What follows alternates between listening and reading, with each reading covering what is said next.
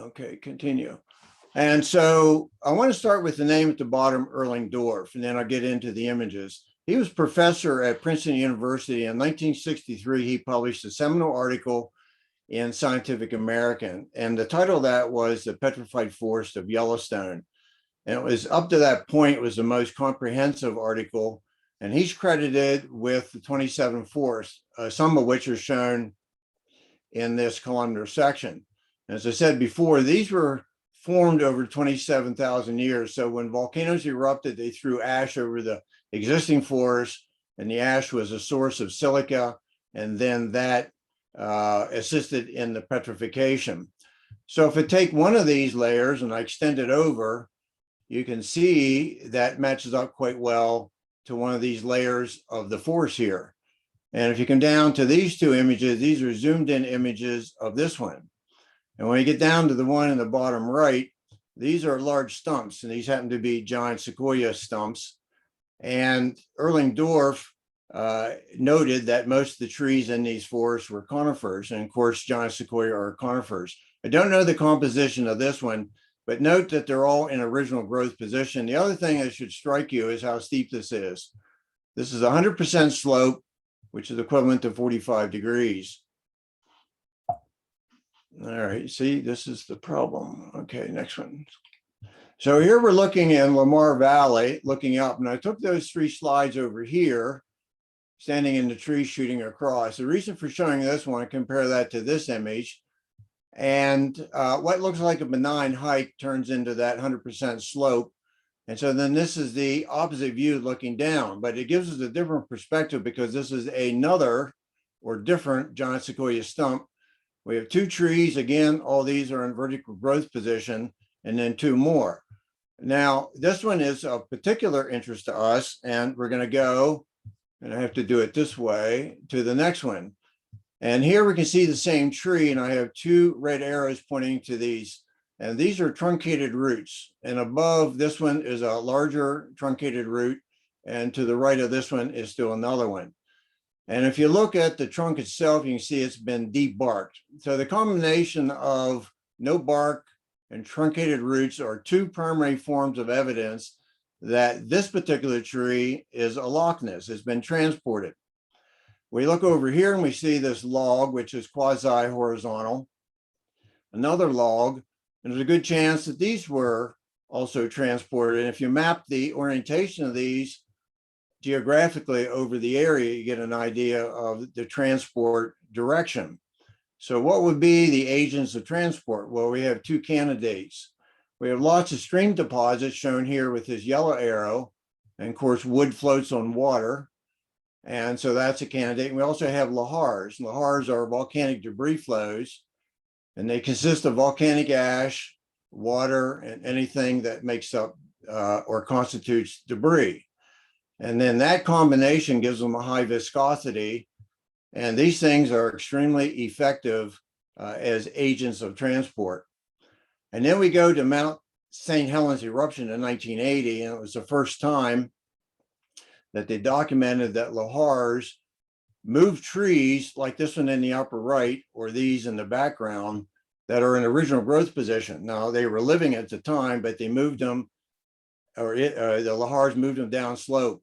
So the point of this is that trees that are in original growth position may still be a Loch-ness. And those are just some of the concepts on Specimen Ridge that I wanted to mention.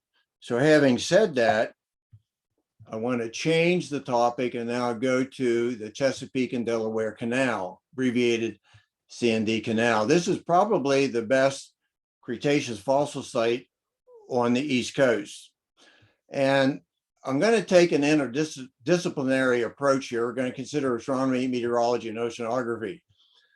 And the lead-in topic is how you can collect ammonites. This is not show and tell, but I thought it was more interesting to have a little lead-in than just to go into examples of applied paleontology. So these are some of the ammonites you can find. And as you can read here, some of these are up to 2 feet in diameter. So those are very large ammonites. This is an artist rendition of them. And notice I have a label here in the Western Interior Seaway. Now, maybe for a few of you, maybe not, you may ask, well, how's Delaware a western state or an interior state? And I'll address that in about 25 minutes. So I have to do it this way. And this is the C&D Canal located between the Delaware River and the eastern edge of the Chesapeake Bay. And this is a hypothetical profile through the canal that I drew. And the main channel is 35 feet deep, and it's routinely dredged by the U.S. Army Corps of Engineers. They take those dredging, which are very fossiliferous, and spread them out in the field like this. And to use a pun, collectors have a field day. Now, here you see these blue ellipses. These are supposed to represent the buried ammonites. Again, some of them very large. And these do not become easy pickings from the dredgings. And you can only collect these under special conditions. So that's where I'm going with this discussion. And we will be getting two examples of applied paleontology in just a minute. So here I have two ellipses. The largest is the Earth's orbit around the sun. And then the smaller is the moon's orbit around the Earth. And both of those have a closest approach because they're ellipses. And the closest approach of the Earth to the sun is called perihelion. But notice when that occurs, it's January 2nd. So that's very cold at that time, and that's unappealing to a lot of people who wants to go wading in water when it's that cold out. But I'd have to say that good collections come with sacrifices unless you buy them. But look at the moon's orbit, and the closest approach there is called perigee. So why are we interested in the closest approaches? Because it's the sun, S for sun, and then the moon over here. They're responsible for creating Earth's tides. And the closer they are, then the stronger the tides, which would give us the highest high tides, but correspondingly the lowest low tides. So that's really what we're intending to do here with this. Now, if we look at the phases of the moon, what we really are interested in is syzygy, S-Y, Z-Y, G-Y. And it's an astronomical term that describes three celestial objects in a straight line. And here we want the sun and the moon and the Earth. And when they're in a straight line, then the moon's gravity is working in concert with the sun's gravity. If you go to quadrature here for the quarter phases, it's quite obvious that the moon's gravity is not working in concert with the sun's gravity. So we're looking for syzygy.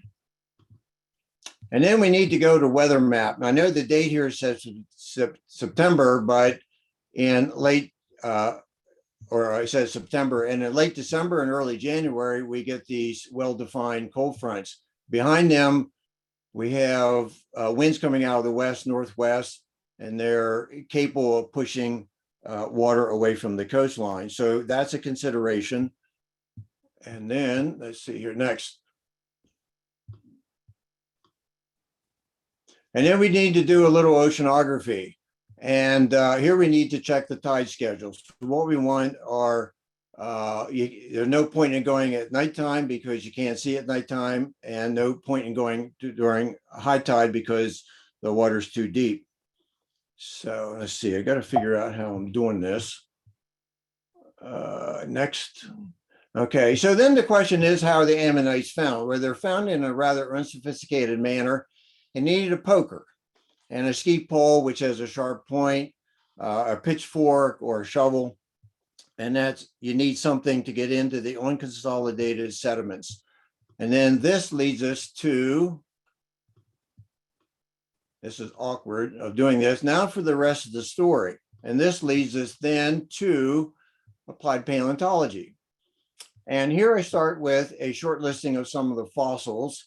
And I might say that the fossils here are very prolific, both in actual numbers and in taxa. I could add to this list from the top of my head, crabs, lobsters, mosasaurs, microfossils. The list goes on and on and on. There's just lots of fossils. And so some of these are highlighted in red, and these are found only in marine deposits. And from this listing, and the much longer listing, we know that we have marine deposits, and those are sediments of the Western Interior Seaway, which I alluded to before. Now, prior to the advent of radiometric dating, fossils were the ways that we dated sedimentary rocks or sediments. And from this, we know that we're working in Cretaceous age sediments. Just from this short list, much less the longer list, we know we have a high fossil diversity. And when you have a high fossil diversity, it is suggestive of or indicative of open marine setting, where there's good water circulation. That means that the environmental parameters suitable for aquatic life are satisfactory. They include things like pH, salinity, food supply, dissolved oxygen, and so forth. So this is the first of 3 fossil sites I'm going to show you where we're going to consider fossil diversity. So these are 3 examples of applied paleontology. And having said that, now I want to go into fossils as paleontological clocks. And it is through the use of fossils that geology got its first clue that the length of day and the number of days in the year has varied through geological time. And the basis of this is that certain marine organisms secrete daily and annual growth lines. And here you can see a photomicrograph of a nautiloid. You can see these growth lines, and this is the rugose coral with some of these. So this is very similar to dendrochronology for tree ring dating.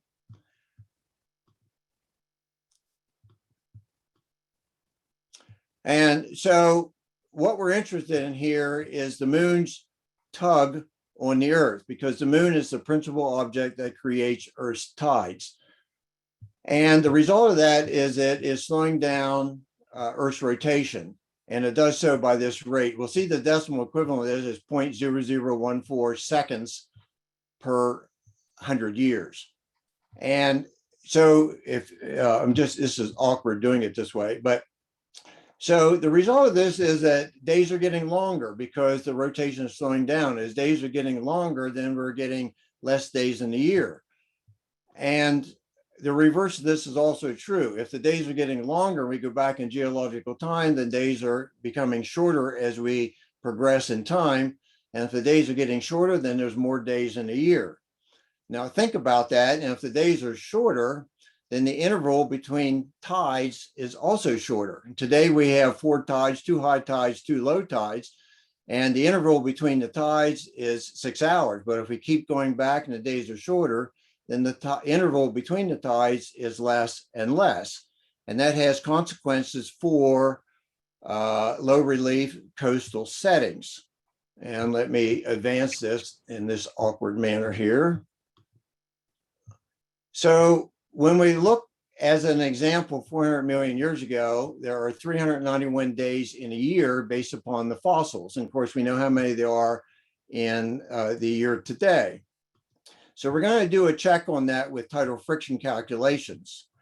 And we can do that looking at this graph. When I come down to 400 million years and I come to the intersection and I come down, I get 405 days in a year, 400 million years ago, versus what I just showed you, 391 days based upon the fossils.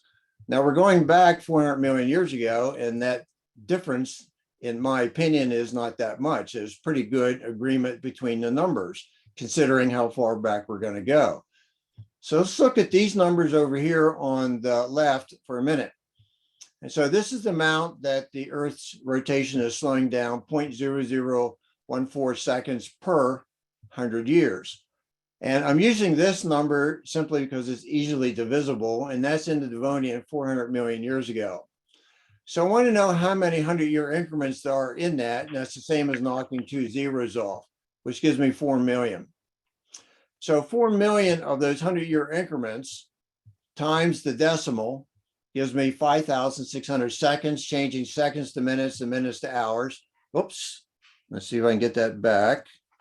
Then I get 1.6 hours, and we're going back in time, and the days are shorter. So I subtract 1.6 hours from 24, and I get 22.4 hours. So let's reflect on that for a minute. Today we have 24 hours in a day, and we have 4 tides in a day.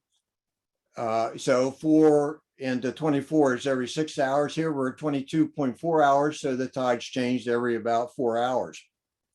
And you can see the relationship here as we go back. It continues getting a more frequent between the tides.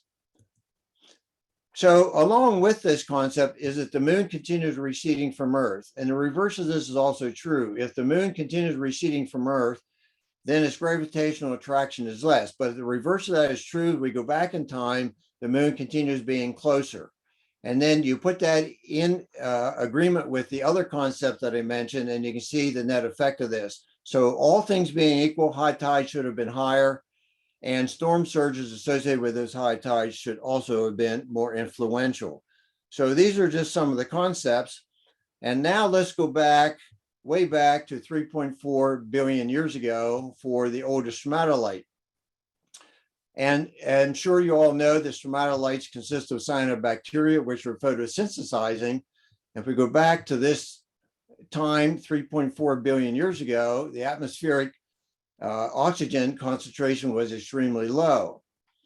And that was partly because the days were very short. And here's an example. The days were only a few hours long, and half that day was daylight, half the day was nighttime. And so photosynthesis did not have much time to operate. And as we continue going forward for at least 1 billion years, then there was opportunity as the days got a little bit longer for more oxygen to develop or be created. And finally, we get into the Great Oxidation Event. And this was probably the most seminal event for complex organisms to occur. And so here we can see a relationship between that and some of the concepts that I was mentioning before. So with this, with these ideas, using fossils as paleontological clocks, there are a couple caveats. One of those is observer subjectivity. If you're counting these growth lines, you want them to be precise. And if you miscount, then your numbers are off. So there has been an attempt, I don't know if they've been successful, in using computer scans to scan them. So that's one objective, and I don't know if they've been successful in that. Certainly, if you're working in this area of geology, you would have reviewed previous literature, and that would include Runcorn and Wells from the 60s and the 70s, and you'd be familiar with the results that they got. So did those results, or do those results affect your results? Is there an unconscious bias? So having said that, now we want to go and use some of these implications, some of these concepts to Curio Bay petrified forests in New Zealand. And shown here on this inset map, they're on the southern coast of the South Island of New Zealand. Now this image doesn't show too much. I have a bunch of red arrows, but these are the tops of conifers, which were in coal swamps. Now I can see more detail here of these. And you can see some of the logs that were associated with those trees, some of which were 40 feet, 50 feet in length. Here's another one up here. And some of these have coal because these were coal swamps. And you can see some of the ferns that were associated with these. So how does this relate to what I was just talking about? The principal investigator of this is the name of Mike Pohl. And I sent him an email and I said, Curio Bay fossil forests are in the Jurassic, so you're going back in time, and the moon is closer. And I said, therefore, the gravitational attraction would have been higher, high tides would have been higher, and storm surge would have been greater. Had you considered any of these? And he said he had not. And I would just simply say it's easy for me to make suggestions or to pose ideas. I guess you'd have to get into tidal light studies to see if, in fact, any of those factors show up. So now I want to go to World War II for a different topic, and this is the classic example of fossils used in forensic science. It's a great example of applied paleontology. So during World War II, over 9,000 of these were launched. And this is what they looked like. These were large balloons that stood about 33 feet tall. They were filled with hydrogen. And down at the bottom, you can see that there were bags of ballast sand here. And you can see them in more detail in this diagram or this image over here. And so they sent this sand to geologists of the US government, one of whom worked at the Smithsonian. Now, before we go there, let's look at this map, and these circles represent landing sites for those balloon bombs. And notice most of them landed in Alaska Canada and the western states of the United States. Ironically, a few of them came back into Japan. Now, Japan was the first country to identify and learn about the jet streams, which encircle the Earth flowing west to east. And in conjunction with the southwesterly prevailing wind belts, for the most part, those were the driving mechanisms to push these across. The military thought maybe there were submarines off the West Coast doing these launchings. They just didn't know. So in the ballast sand, they found small fossils, which were of diatoms and forams. And some of the sand that ended up the Smithsonian. And the guy who looked at this was a diatom specialist. But not only was he a diatom specialist, but he was a specialist in Japanese diatoms.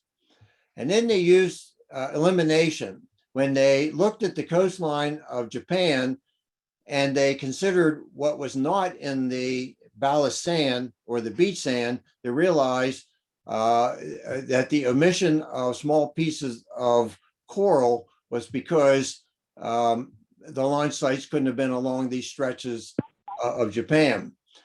So based upon his information on Japanese diatoms, these were the launch sites. So they sent B-29 bombers there and they bombed them, and that was the end to the Japanese Vengeance balloon bomb. So this is a classic example of applied paleontology. Now, before the advent of radiometric dating, fossils were the way to identify sediments or sedimentary rocks. And so that's the heading for this subtopic, and I've already alluded to that. So what I have here is a fossil assemblage. This is an exercise that some people had when they were in school. And the idea here is to come up with an age. And the basis of this is that you need to identify the fossils first. You need to identify them down to a low enough level that they're usable. If, for example, you had a dinosaur bone here and you just said dinosaurs, come over here to my timetable, then it would not be very specific. We would just know that the age would be somewhere in the Triassic, Jurassic to the Cretaceous. So you need to come up with their fossil range, and you can do that either from your learning, if you're a paleontologist, or from sources. And I have some of those plotted over here. What we're looking for is the last appearance of some of these fossils, and I have those indicated with a red star. And the three examples I chose were tabulate corals, stromatoporoids, and rugose corals, and you can see them over here. Oops. And then when we get to when they died out, we know that the Silurian was over because they died out at the end of the Silurian. The next thing we would look for is the first appearance of fossils. And these included pterobrachyolid and sporiferid brachiopods and fenestrate bryozoans shown here in the assemblage. And so using the relationship between these two, we know that this is Devonian in age. So now I want to go to this from a field guide that was of Cambrian Ordovician limestone. Now, initially, there was a misidentification, which is okay. But this serves as a nice example of what I'm trying to show you. And I have 4 arrows here. The green arrow doesn't show up very well. And what you're seeing are 4 examples of this fossil. In the preliminary version, which then was subsequently corrected, these were identified as ammonites. But if we come back to my timetable, they couldn't be ammonites because they didn't exist in the Cambrian or the Ordovician or even the Silurian. So they were then subsequently identified as large gastropods, and most likely Mercurites magnus, which is an Ordovician index fossil that shows up in some of the limestones in the Cumberland Valley. Now, this is one of those that's in the Franklin County Courthouse in Chambersburg. It's about 3.5 inches diameter. So this is showing the application of fossils in determining an age. Now I want to go to the White River group of fossils. You can see the distribution of these sediments. And everyone has probably heard of Badlands National Park here, shown with this red star. And if you go there, or these 2 other locations, Toadstool Park, which would be less familiar to you, or Pawnee National Grasslands, shown here with these 2 lines and these 2 images, that the sediments exposed there are the White River group of sediments. So why am I talking about these? Because these contain the largest number of vertebrates for this time period, which is Eocene to the Oligocene, covering about 25 million years. And that's rather significant. And the sediments that are in those locations and in these images were the result of meandering streams in these two types of climates, humid subtropical initially, transitioning into semi-arid conditions that you see here. And so meandering streams have a lot of depositional features such as these cross beds. So you can see quite extensive cross beds associated with that happening. So we're going to consider sedimentation and fossils. And in the process, we're going to see a transition in climate. So this is not show and tell, but I thought it would be a nice lead in. These are some of the vertebrate fossils that you can see. These include small vertebrae and some other leg bones, as well as partial jaws. This is a partial jaw of Archaeotherum, which is a omnivore. And this is Stenomylus, which is a short-necked camel. Again, vertebrates from this group of sediments. Orthodonts were small sheep-like animals, and they became very important to the paleontology because they became a marker bed. And when they were working in those, then they could identify where they were stratigraphically based upon orthodonts. So a premolar of Archaeotherum, and this eventually leads us then to the tortoise shells, which is where I'm going for our first example of applied paleontology. So here's a Carapace view and plastron view of one of these tortoises I collected. And you can see the individual scutes. Typically, these are very disarticulated. So you end up with these scutes being eroded down into ravines. And on a given day, I found 26 of these tortoise shells all disarticulated. So it's sort of like Humpty Dumpty. You can't put the pieces back together again very easily. And it also goes with the old saying that what nature giveth, nature taketh. And it also, at least I opine, that it gives reason to allow for some amateur collecting because nature destroys far more fossils than what are ever collected. And then this is just some more. You can see the dimensions over here, but this is what it looks like before it's excavated out. And then another one, which was whole.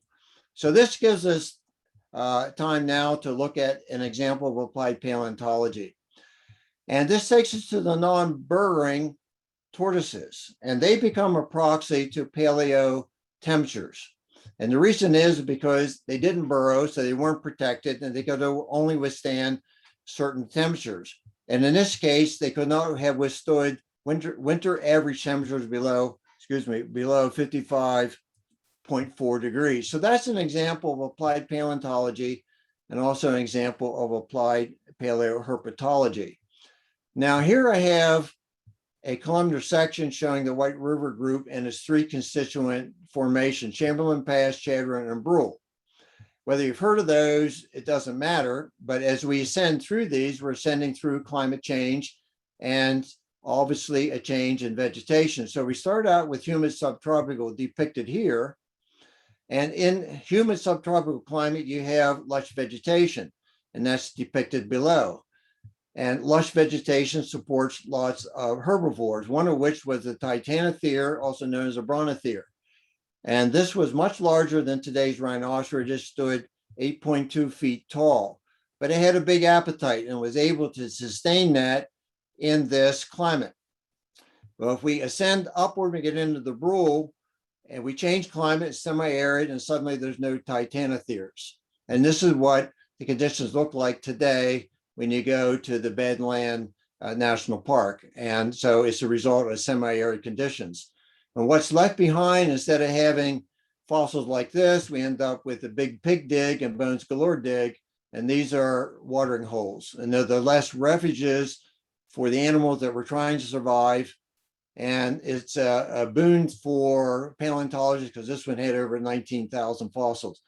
So what we saw in this is a good example of climate change based upon sedimentology and also on applied paleontology. And on a given day when I was collecting at Pawnee Buttes, I went around a promontory and I saw this restricted area. And I walked up to it, and here it said use of deadly force is authorized. Here it was a Minuteman silo. And then I want to make a pitch for this because it does relate to this subtopic. It's Michael Crichton's book, best known for Jurassic Park. And this is a historical novel based in 1876. And you'll see how it's related. It's called Dragon Teeth. I lent it to my former doctoral advisor. He read it in a day. And I'm soon to begin my third reading on this. It is a very engaging, entertaining book. And it talks about Cope and Marsh. And if you are interested in paleontology at all, these were the two best known paleontologists during the 1800s. They were initially friends, became bitter enemies, and they are the protagonists in this book. But they did an awful lot of work in the White River sediments. And so they relate to this talk or this subtopic in that way. Now we want to go to a different location, and we're going to go about 70 miles south of Fort Worth, Dallas, to the Plexi River Dinosaur Trackways. And this is for one of the greatest stories in geology. And we begin with R. T. Byrd, which is Roland T. Byrd. And in the 1930s, he used to ride his Harley Davidson motorcycle across the country. And he worked for the American Museum of Natural History. And he was looking for dinosaur tracks. And he heard about them at the Purgatory River at La Junta, 2 hours south of Denver.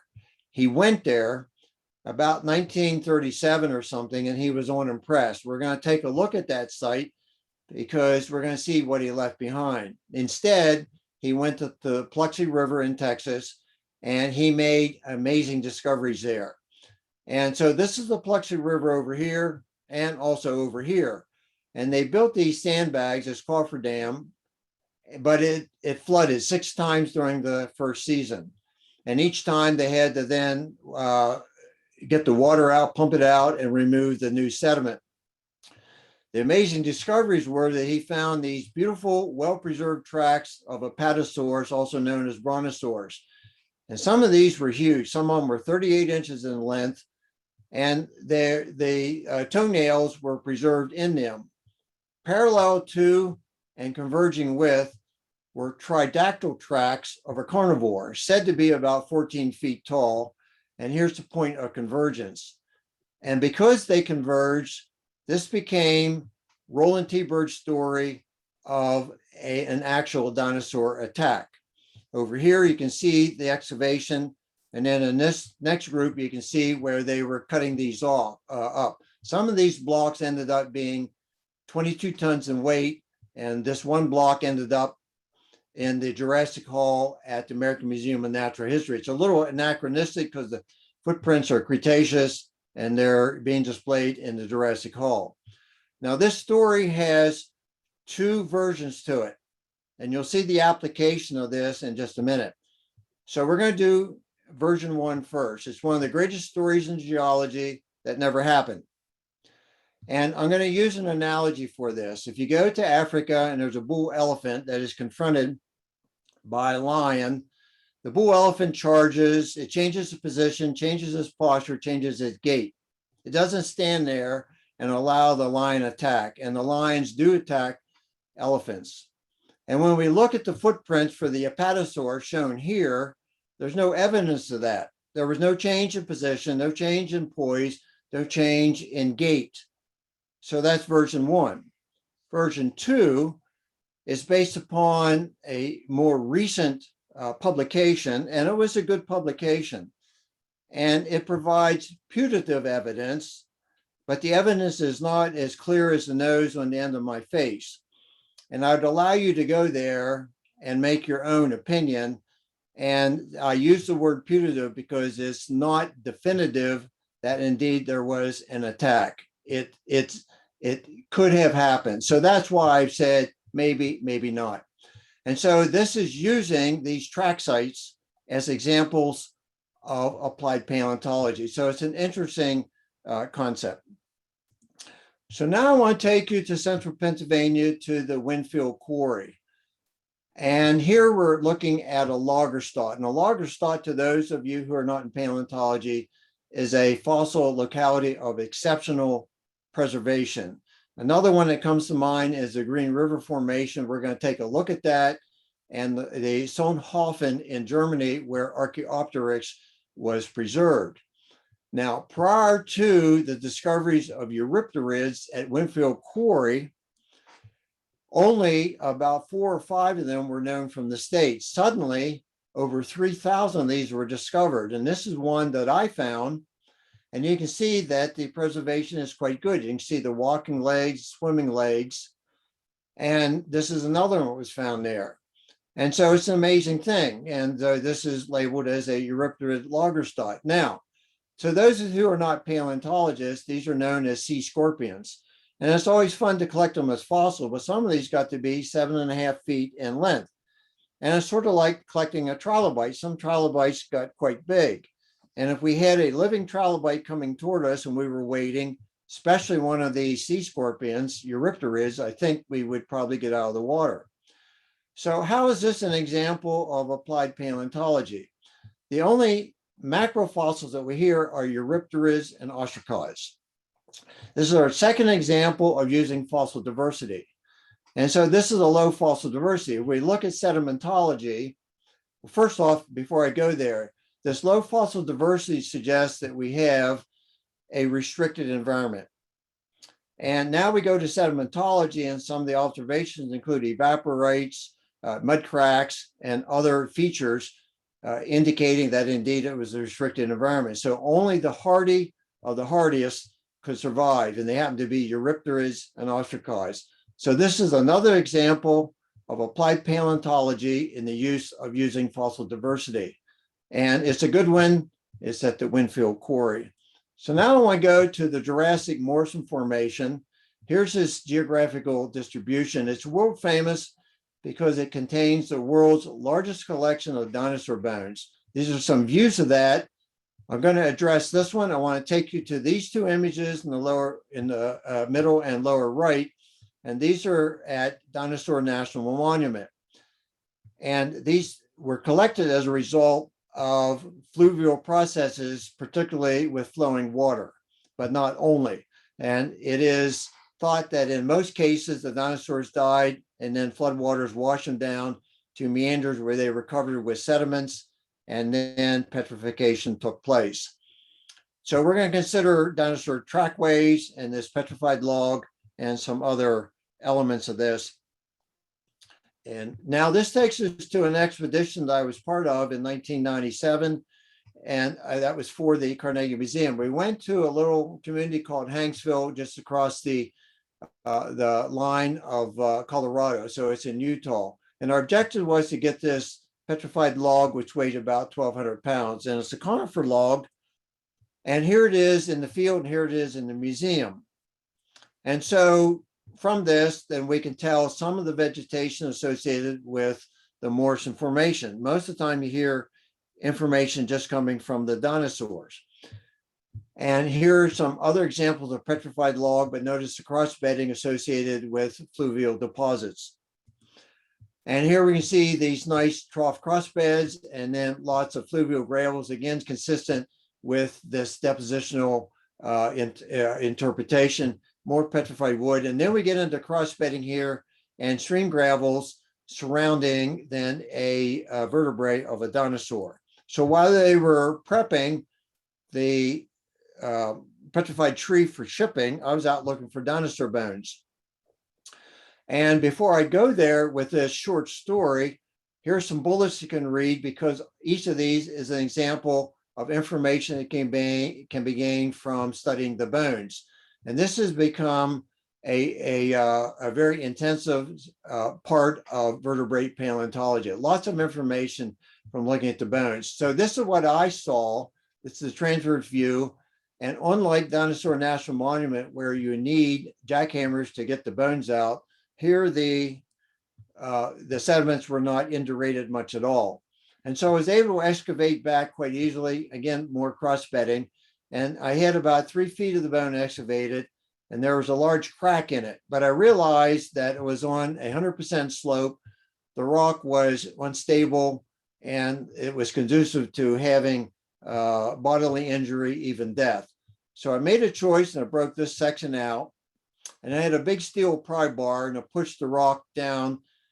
But some days you get the peanut, some days you get the shell. And this day I got the shell. So the rest of the bone is there for people to get at a later time. So we're still in the Morrison. And now we go to the Purgatory River. And you heard me mention that before at La Junta when I was talking about Roland T Byrd. This is what he left behind. It was and is the largest dinosaur track site in North America. And this gives us some great examples of applied paleontology. In this oblique image, we can see that there are dinosaur tracks on various levels. And here's a guy standing, and I have arrows pointing to some of those trackways. This is pretty well defined here and here. Sorry about that. And we come down here, we can see a placard that shows all of those trackways. Some of these are around the bend out of this field of range of this image. These trackways were made by two principal dinosaurs, largely the Brontosaurus, also known as the Patasaurus. So they made the larger tracks, which are these here. Then we had Tridactral Tracks, which was of the Allosaurus, which is the top dog, the top carnivore of that time. And that made the three-toed tracks. Coming back to this one, I mentioned the terms that I have labeled here, trampling and trampling. This is an example of dino turbation. They frequented these sections so frequently that there are no individual tracks and they churned up all the sediments. So the term that has been given to this is dino turbation.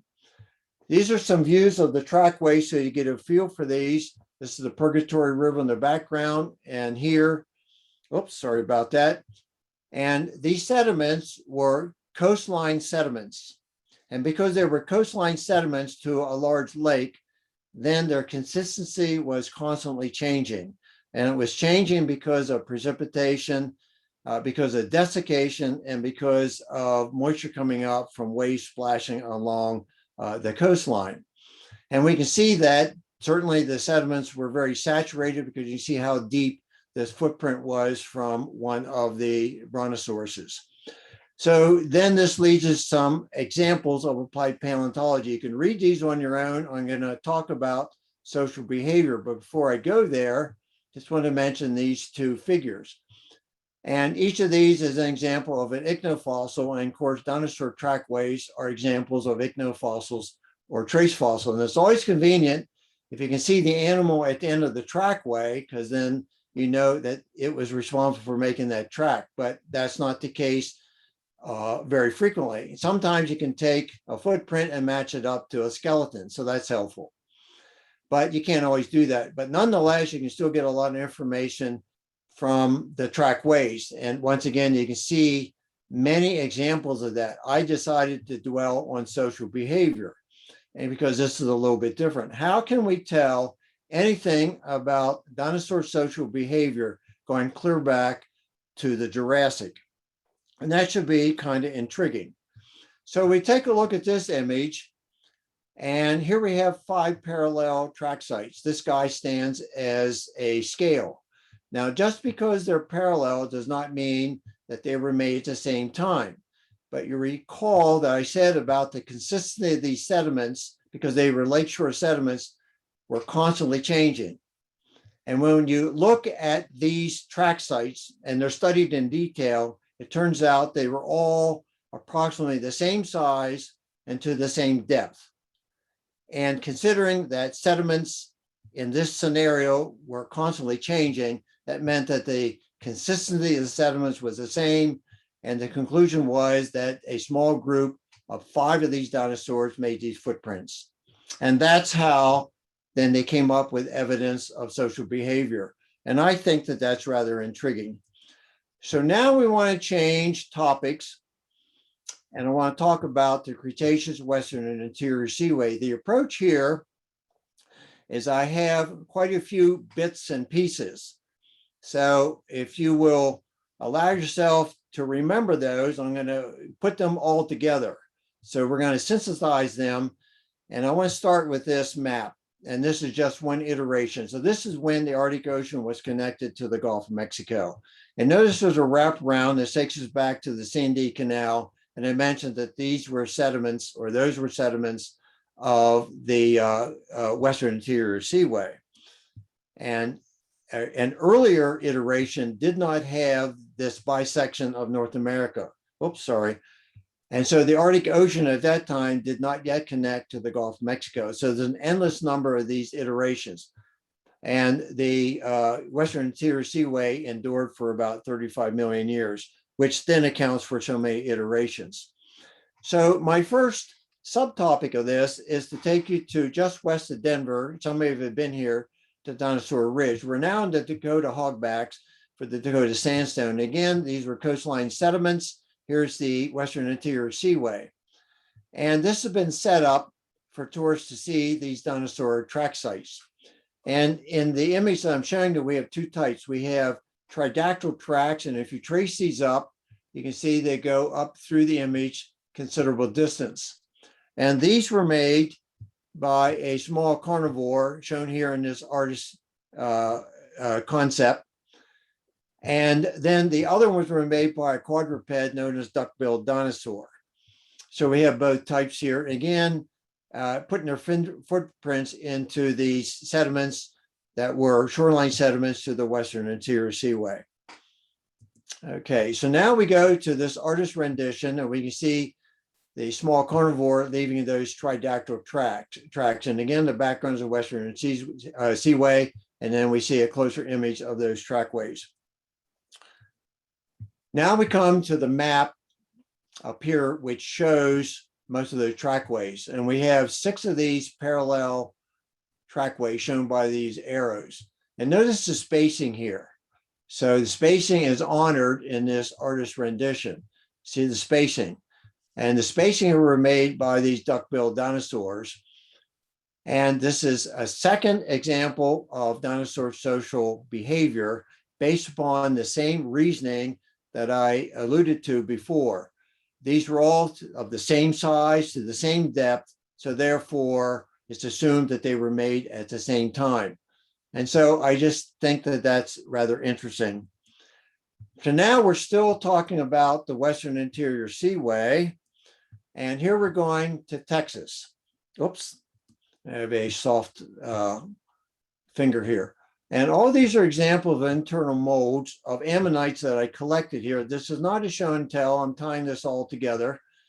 And this particular one was about 16 inches in diameter. It was just lying on the dry stream bed, and I just picked it up. Now, what we're looking at here is a marl type limestone. And the fact is the limestone is critical to my discussion. Since it's a carbonate, it had to be far enough removed from classic sedimentation of any significance, or the carbonate factory would have closed down. And I'll be repeating that a little bit later. And so on a given day there, just to show how good the collecting was, I was able to find 12 of these ammonites and basically just pluck them out. So the collecting was quite good. Now, still in the Western Interior Seaway, and this is an iteration of it. Now we're talking about the Manco Shale or the Pierre Shale. It has the same name depending on where you're located. And here we're looking at different ammonites. And let's consider this one over here. We have a nice alignment of these puncture holes in them. And it turns out that they conform very well to a mosasaurus jaw. So this is an artist's rendition of this, of a mosasaur attacking these ammonites and then producing this alignment. But this also then turns into an interesting debate because we have some in which they don't have this very well-defined alignment. So were they made by mosasaurs attacking from different angles? Or were they made by a gastropod known as the limpet, which had the ability to bore into the shells of these ammonites? And it's a combination of both. In some instances, these could be limpet holes, but certainly no limpet is going to make an alignment like this. But this is the classic example of paleoecology using a fossil to determine the food change. So we're still now in the Western Interior Seaway, but we're going to a different location. And this takes us to Kremlin, Colorado, which is 2 hours west of Denver. And here you have these large concretions. This is all you typically see. And after an hour or so of digging them out, break them open, get these ammonites. This originally was 22 inches in diameter. So these are large. You're going to see how I'm tying this all together in a few minutes. If we go to the Denver Museum of Nature and Science, these are some from the same location. And this one was 26 in diameter. And this is another one. This is one up in Canada in the same formation, which is a Pierre Shale. And this has beautiful mother of pearl preservation. Prior to us going there, we had no idea that this was a protected, or not prior to us, prior to these signs, we had no idea that this was a protected area. So I guess we did some illegal collecting. And what prompted the signs was a commercial collector came and basically looted the site. So this is the artist's rendition of some of these coiled ammonites and the straight shell versions known as bactolites. In the background, notice the mosasaur. And both of these are found here. These are some smaller versions showing the internal septa and some mineral deposits in those. These are some of the straight-shelled cephalopods known as the bactolites, and you can see this beautiful suturing, and it's how they're identified down to their species, and these become very important stratigraphic tools. So all of these are internal molds. I am tying this all together at this point. Now we're going to get into Cretaceous biostratigraphic and lithostratigraphic facies changes. And to do that, I'm going to begin in western Kansas for the Niobrara chalk. And this is, again, another carbonate. And here's location on this map of the Western Interior Seaway. And because it is chalk, it is a carbonate consisting of trillions of small tests of foraminifera. So the White Cliffs of Dover is a classic example of this. But in addition to it being chalk, we also had some macrofossils, which were rather spectacular, the flying reptile, pterodactyl, and the mosasaur. But back to this, because it is a carbonate, it had to be far enough removed from the classic sedimentation that would have been coming into the Western Interior Seaway, or the carbonate factory would have been shut down. Now, in the Niobrara chalk is an interesting technique, which then can be used and has been used in fossils. I realize this example is not a fossil, but the technique is used. So Roger Cuffey and Don Hatton looked at 200 specimens that were on display at the University of Michigan. And they had these null marks in the Niobrara chalk, and they associated those with desert cottontail. But how does that relate to fossils? Because you can find these null markings on dinosaur bones, and in some occasions, they've been able to match them up, T-Rex, Tyrannosaurus Rex teeth. So the methodology is the same. This one is not using fossils, but in other cases, fossils are involved. When I was teaching, I thought of chalk as something you use on the chalkboard. When I was a petroleum geologist, I thought of it as a reservoir. I had no idea that people ate the stuff. So now we look at these facies changes. And that takes us back to Kansas for the Niobrara chalk. So you saw this image before. And again, its location is here because it has to be far enough removed from classic sedimentation. As we go closer to the shore, we encounter the Pierre Shale. And we've seen ammonites in that, and we know what shale is consisting of. And the classic sediments are so fine that the currents can carry them much further into the Western Interior Seaway, but not far enough to interfere with carbonate deposition. When we get along the coastline, we end up with the Mesa Verde Formation and the sandstone facies of that, which is a beach environment. And then just along the coastline is the Castle Gate Formation, consisting of coal cyclothems, sandstone, shale, and coal seams. You can see lots of repetition here. So these were coastal swamps. And then finally, we get into these large gravels. And these are the erosional remnants of the Rockies being formed. So we trace these across, showing basically what Walter's law would show vertically, we showed horizontally. And for those who are not in sedimentology, this is Walter's law in a glass beaker. Okay, now I want to go towards the end of my talk. I want to go into another Lagerstadt, and that will take us to the Green River Formation.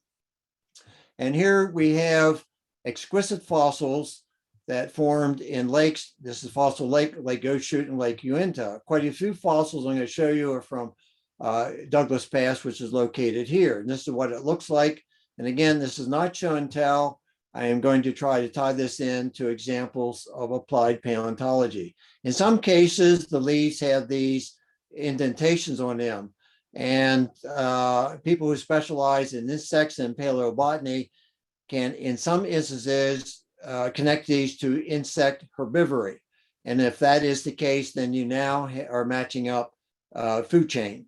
And so that's one of the applications here using fossil or paleobotany. These are some of the insects that you can find there. You can see the preservation is quite good. These are the ones that I collect. You can see the eyes, lots of detail, some other ones.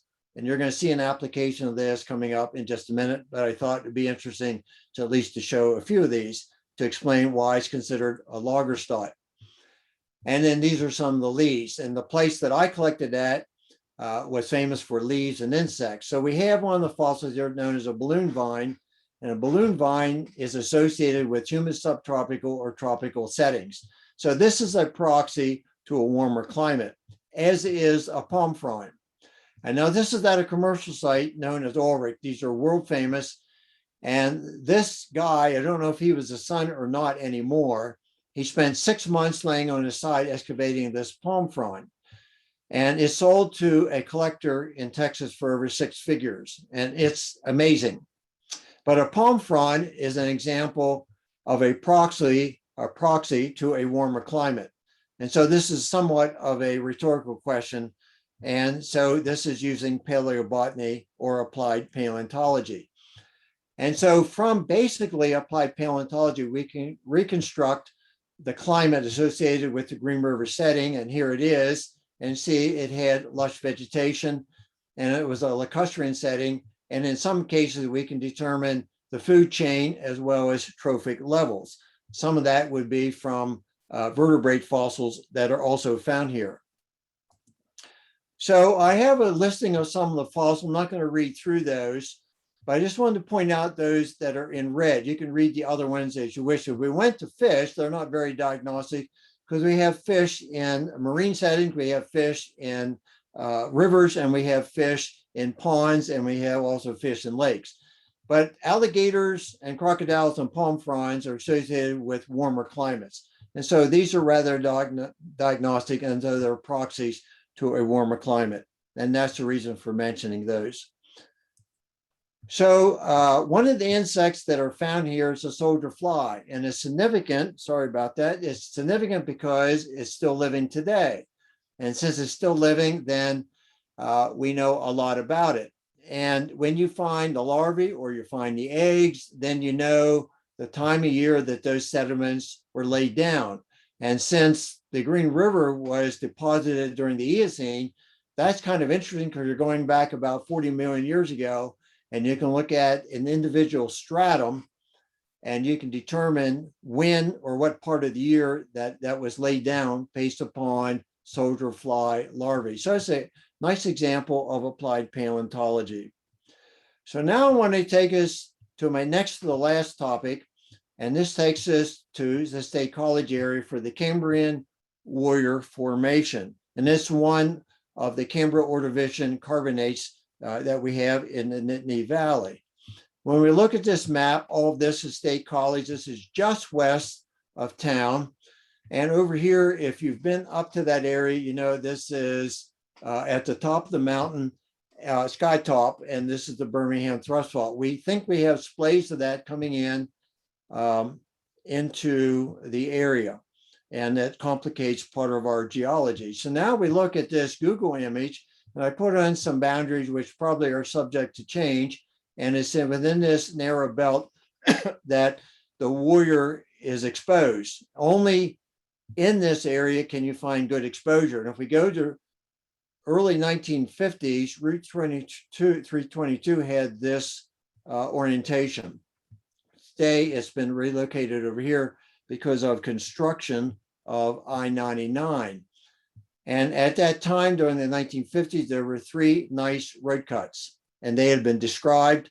and they're a great reference section, but the construction of I-99 has either taken them out or covered them over. In their place, we have these 3 road cuts, and I mentioned about the folding. Notice the folding cutting here, and we have folding in quite a few of these sections. Now, if the society is interested in a field trip, this is really good material to look at. Lots of information here, some of which I'm going to share with you in just a minute. So now we get into applied paleontology. And one of the problems we had right from the get-go was making sure that we knew stratigraphic up. I was working with Duff Gold, and most of you know him. He is Mr. Geologist in the Nittany Valley, and he was unsure of which direction was stratigraphic up. Now, you could say, well, we're just incompetent, and that may be. But part of the problem is the fact that we're working in carbonates. And unlike classic sediments, we don't have a red bed, we don't have a green bed. They all look the same. In addition, we have faulting, and some of the road cuts have recumbent folds in them. So we didn't know if they were overturned or not. So we relied on the fossils, which is an example of applied paleontology. And here we see bedding parallel Brussels sprout shaped, Brussels sprout shaped stromatolites. And these consist of cyanobacteria. And we know that cyanobacteria photosynthesize, so they would grow towards the sunlight. And as a result, then I have one here, a black arrow showing the growth direction. That would be stratigraphic up. And they assisted in this. And then we also looked at the larger mounds, one of which is shown here. And if we compare this particular mound to one that is at Sharks Bay, Australia, you can see great similarity. And in time, these would be covered with carbonate sediments, just as this was covered with carbonate sediment. So this would look very much like this. And again, these are large mounds, but they would grow towards stratigraphic up, which would be towards the sunlight. Down here in this image, we can see A, B, C, D, and E. These are large stromatolite mounds, and I put on those also a direction towards stratigraphic up. Now, some of these are quite large. These particular ones aren't this big, but elsewhere at these road cuts, some of these are 14 feet by 6 feet. These are the largest stromatolites that I know in central Pennsylvania. And these are 2 more over here, again, showing stratigraphic up. So a big help in that consideration. This is the house that's near one of the road cuts. And these are landscape boulders that were taken from the foundation. And these contain bedding parallel Brussels sprout shaped stromatolites. But you can see that the landscaper had no idea or could have cared less about that, and he turned those upside down. Just a minute, I gotta find where I am here. And so you can see that these are turned upside down. So stratigraphic up is down at the bottom.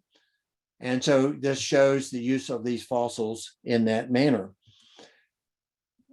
So now we can also use the stromatolites as an example of applied paleontology to say something about shallow water, because most marine stromatolites are found on tidal flats. And the carbonate tidal flats have a very low range, a tidal range, and probably in terms of only a few meters at maximum. And when you consult all the literature that involves the Cambrian Ordovician carbonate sequence, all the water is shallow. Some is deeper than others, but for the most part, all of it is very shallow. These oddball forms that are in deeper water are exceptions. And along with looking at sedimentary features, we know we have shallow water because we have mud cracks and we have ripples and we have oolites. And so the stromatolites are very helpful. And this is then a rendition of showing their distribution on a carbonate tidal flat. Now, this is the stratigraphic column that I showed you before. Blue represents the carbonate sequences. And if I take the carbonates here and I stretch those out horizontally, so Warrior is over here and Coburn is over here, whether you're familiar with those or not, you get the idea of how we can use information from the stromatolites and other features that we're looking at. And these formations going up to about here are all shallow water. Many of these are tidal flat. We know there's tidal flats in quite a few of them, including the Bellefonte, the Louisburg, the Snyder, and the Warrior.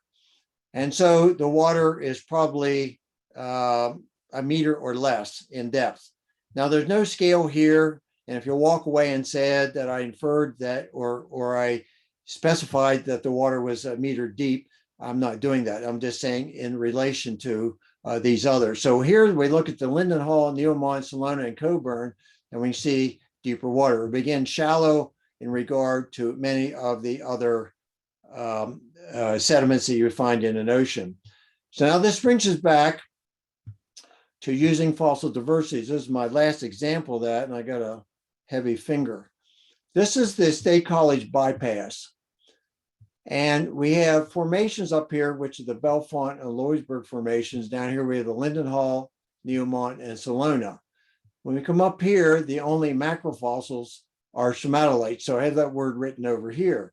We come around the bend, we cross the Mount Nittany syncline axis, and we get into the Lindenhall, Neomont, and Salona, shown here, Lindenhall, Neomont, and Salona. And look at the fossils that we have: crinoids, gastropods, brachiopods, cephalopods, and so forth. So why would we have a high fossil diversity here and a low fossil diversity here? And the reason is because this was a restricted environment and this was open marine environment. So the conditions were not conducive to marine life, and here they were. Those parameters, such as pH and dissolved oxygen and food supply, were satisfactory. So this is another example, my third example of using fossil diversity. Now we can also make an inference about salinity. And that's based upon the stromatolites once again. And we can use a modern analog. Most marine stromatolites today live in hypersaline settings. In conjunction to that, we can consider dolomite. And we are finding dolomite through most of these formations. And dolomite today is known, primary dolomite, to form in restricted settings with elevated salinity. So when you look at this information together, then we can say something about the salinity during order time. So it was elevated, and it was largely due to a restricted setting. Now, my last topic here will take us to central Pennsylvania. I know this says Holliday's fissure, but it's really Frankstown. And Shirley Fonda had done much work on this. This is the result of all these fossils, over 9,000 of them, find in a fissure-filled sinkhole cave. Some of you may be familiar with this. Prior to the 1970s, when these excavations were made, we go back to 1907 on the same hill, and there was an adult and 5 to 6 juvenile mastodons, and a cave bear was found here. And that's rather significant. And this is looking at some of the sediments that filled in this fissure fill. This came about because locals were shooting or target practicing here, and they saw bones that came out, and they thought they were human bones. So they called police, and it turns out these were bones of these vertebrates. And these are some that I collected, and these are bones of deer and elk and others. And this is before they were cleaned up.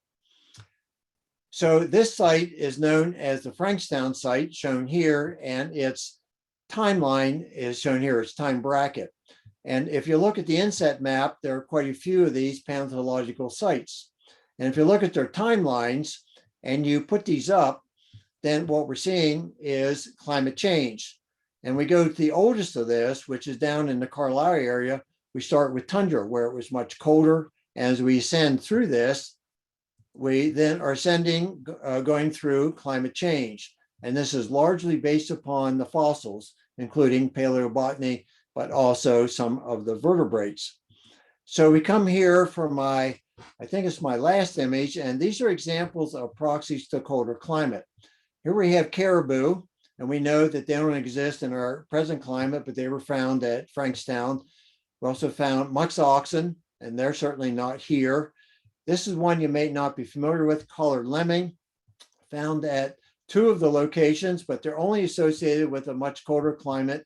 Mastodon found at 3 of those, and again, associated with a much colder climate. So each of these is a proxy to a colder climate, and each of those is an example of applied paleontology.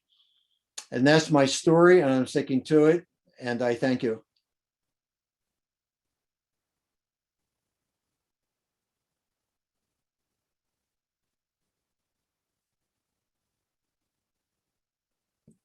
All right, thank you, Charlie. Wonderful. Of course, I went up to start this question and answer session, and my other microphone thing all flipped all around, man. All right, so everyone, how we normally do the question and answer session is for and actually yeah, all right, we're good. Sorry, Charlie, I was about to say you can stop sharing if you want, but people might have questions about it. So how we normally do these questions and answer sessions is for people to either type in their question, and then I will moderate those questions as such. So and additionally, I would say, as some people have, make sure that if you haven't put your PG number in, that you do so. We haven't gotten any questions in the chat that I see yet, but I guess one of the questions that I had right off the bat was, how did you come about finding the information on the vengeance bombs, the Japanese one? That was fairly that's a very niche sort of thing. I'm curious about how you came across that. That's a good question. I wonder if I learned about that in one of the lectures in college.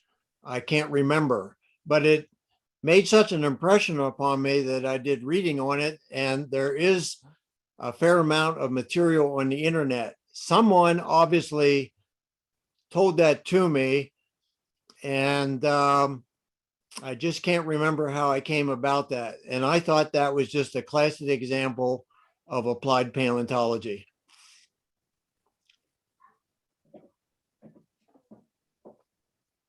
I guess I would add to that, if you've ever watched forensic files on TV, and they would talk about in modern investigations using diatoms to solve some homicide cases.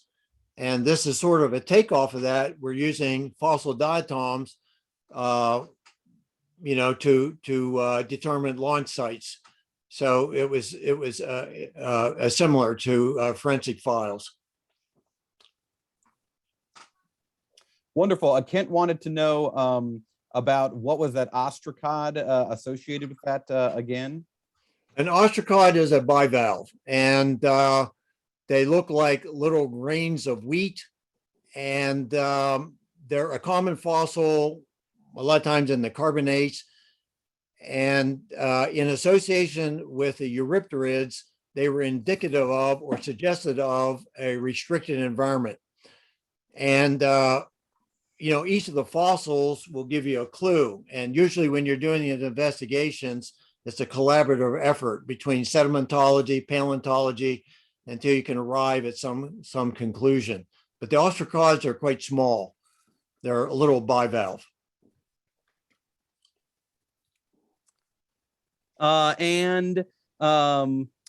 Sorry, we had the other question from Alexander. For some of the earliest sites like the Precambrian, how would the magnitude of the tides compare to modern day tides? Precambrian tides would have been very high. I can't give a number on it, but the moon was so much closer, and we still had tides because the Earth was rotating. We still had 4 tides a day. All factors being considered, as you go back in geological time, the tides should have been higher. And then associated with that, if you had storm surges, then the storm surges would have been more impactful, especially if you're going back beyond the Ordovician or into the Ordovician before there was any land plants to protect the coastlines. So I can't give you an actual number on those. And if you're talking about carbonate tidal flats, they were always low relief. Any modern day carbonate, you basically they just extend for miles and miles and miles and miles. and there's very little relief to them.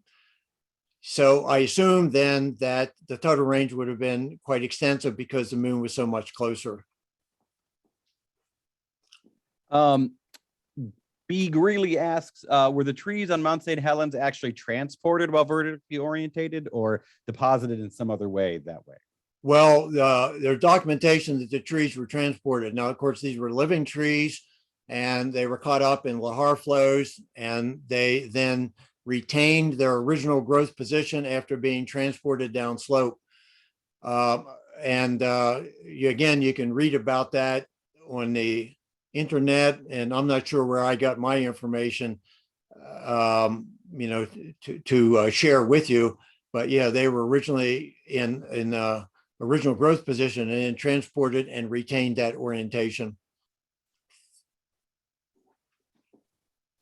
So very, very interesting stuff. I agree with Kent's other thing, that, we got a wonderful crash course here.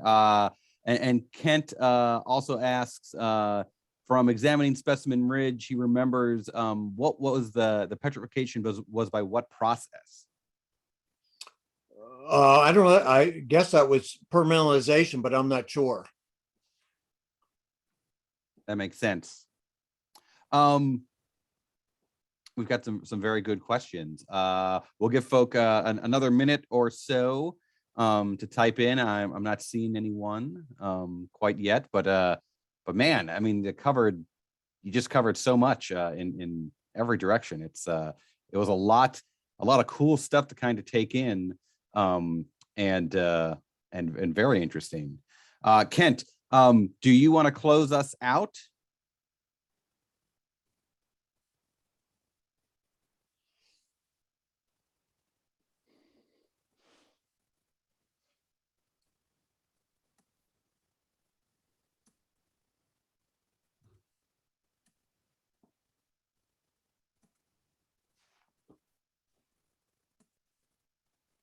All right. Well, so yeah, there you go. Okay.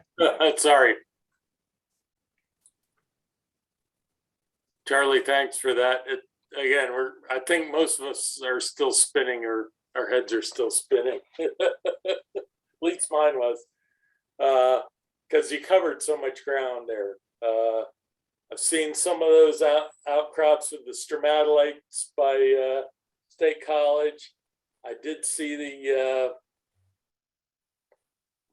Specimen Ridge, and I was kind of like, okay, what was that? There's a siliceous,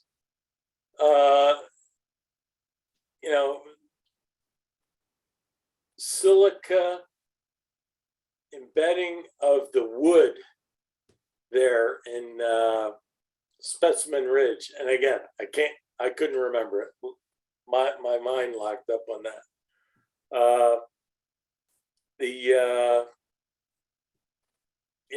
You've covered a lot. I'm starting to think, okay, when am I going to Winfield next for some sea scorpions? But I would have never imagined.